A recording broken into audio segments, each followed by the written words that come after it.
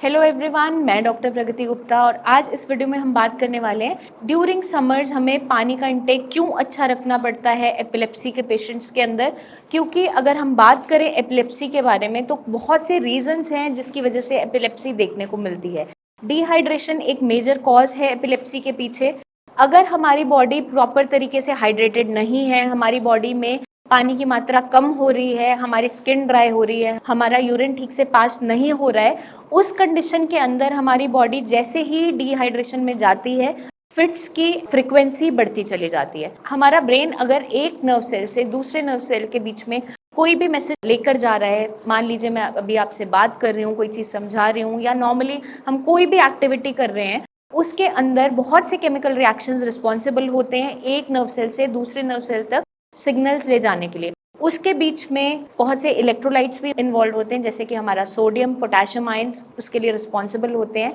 एक न्यूरॉन से दूसरे न्यूरॉन तक मैसेज पहुंचाने के लिए। अब होता क्या है, अगर हम डिहाइड्रेटेड है, हमारी बॉडी के अंदर पानी की मात्रा कम हो गई है, उस कंडीशन में एपिलेप्सी की फ्रीक्वेंसी है, एपिसोड्स है, वो बढ़ते चले जाते हैं। क्योंकि हमारा एक नर्व सेल से दूसरे नर्व सेल के बीच में मैसेज नहीं जा रहा, उसमें डिसरप्शन आ रही है, उसमें कोई भी अगर हिंड्रेंस कॉज होती है तो हमारी बॉडी कुछ समय के लिए शॉर्ट सर्किट जैसी कंडीशन में चली जाती है। और जो वो कुछ सेकंड्स का ही डिसरप्शन होता है ब्रेन के अंदर, उसी दौरान हमें फिट्स आ जाते हैं, हमारे हाथ पैर में ऐंठन होनी स्टार्ट हो सकती है या फिर हमारे मुंह में से झाग तक आ सकता है और कभी कभार पेशेंट अनकॉन्शियसली ज़मीन पर गिर भी जाता है, जिसे हम मिर्गी भी कहते हैं, दौरा भी कहते हैं नॉर्मल लेमैन टर्म में। तो जैसे ही हाई टेम्परेचर में हम एक्सपोज हो रहे हैं, गर्मियाँ बढ़ती जा रही है, गर्मी आती जा रही है, तो हमें पानी अच्छे तरीके से पीना है। अगर आप प्लेन वाटर का इंटेक नहीं कर पा रहे हैं इतना ज़्यादा, क्योंकि कुछ पेशेंट्स बोलते हैं मैम हमसे इतना पानी पिया ही नहीं जाता,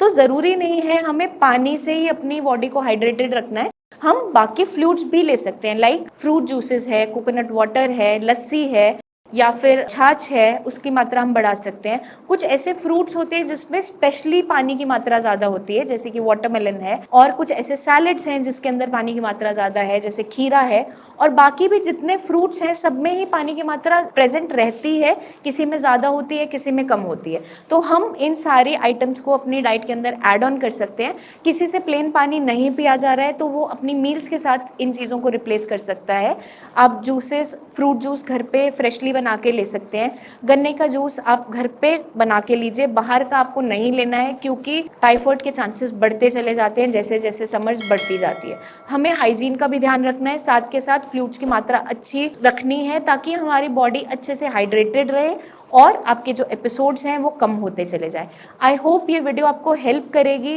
एपिलेप्सी से लड़ने में, आपके एपिसोड्स को कम करने में, क्योंकि हमने इसमें डिस्कस किए हैं कुछ ऐसे टिप्स जो बार बार फ्रीक्वेंसी बढ़ गई है, दौरा बढ़ गया है आना, क्योंकि गर्मियाँ बढ़ गई है, तो उस कंडीशन में हमें अपने आप को बचाना है, सेफ रखना है। तो eat healthy, stay healthy and take care.